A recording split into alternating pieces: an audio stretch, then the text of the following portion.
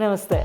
Alfred Nobel ಬಗ್ಗೆ ನಿಮಗೆ ಗೊತ್ತಲ್ವಾ? ಅವನನ್ನು ನೆನಪಿಸ್ಕೊಂಡ ತಕ್ಷಣ ಎಲ್ಲರಿಗೂ ಏನಂತ ಅನಿಸುತ್ತೆ, ನೊಬೆಲ್ ಪ್ರಶಸ್ತಿ ಬಗ್ಗೆ ಅಷ್ಟೇ ನಮಗೆ ನೆನಪಾಗತ್ತೆ.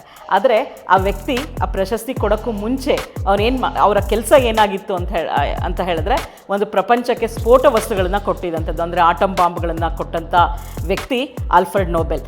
ಅವರು ಒಂದ್ಸಲಿ ವಿಮಾನದಲ್ಲಿ ಹೋಗಬೇಕಾಗಿರುತ್ತೆ. ವಿಮಾನದಲ್ಲಿ ಹೋಗೋಕ್ಕೆ ಮುಂಚೆ ಅವ್ರಿಗೇನೋ ಕೆಲಸ ಬಂದು ವಿಮಾನದಲ್ಲಿ ಹೋಗೋದು ರದ್ದಾಗತ್ತೆ. ಆ ವಿಮಾನ ಅಪಘಾತದಲ್ಲಿ ಪೂರ್ತಿಯಾಗಿ ನಾಶ ಆಗುತ್ತೆ. ಆವಾಗ ಹೆಸರು ಪಟ್ಟಿಯಲ್ಲಿ, ಅವಾಗೆಲ್ಲ ಈ ಥರ ನಮ್ಮಲ್ಲಿ ಇದಿರಲಿಲ್ಲ, ಕಂಪ್ಯೂಟರೈಸ್ ಏನೂ ಇರಲಿಲ್ಲಲ್ಲ, ಎಲ್ಲ ಮ್ಯಾನ್ಯುಯಲ್ಲು.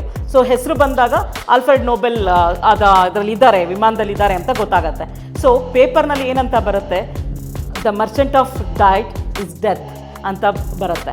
ಅಂದರೆ ಅದನ್ನು ಹೇಗೆ ಬಂತು ಅಂದರೆ, ನಮ್ಮ ಪ್ರಪಂಚಕ್ಕೆ ಕೊಟ್ಟಂಥ ಒಂದು ವ್ಯಕ್ತಿ, ಏನು ಸಾವನ್ನ ಕೊಟ್ಟಂಥ ವ್ಯಕ್ತಿ ಸತ್ತೋದ ಅಂತ ಅದರಲ್ಲಿ ಪೇಪರ್ನಲ್ಲಿ ಬರುತ್ತೆ.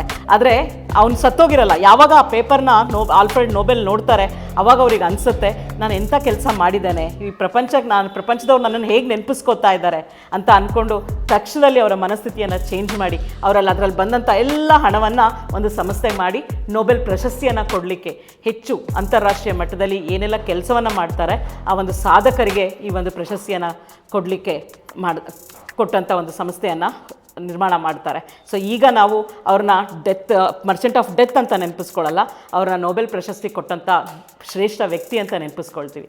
ಧನ್ಯವಾದ.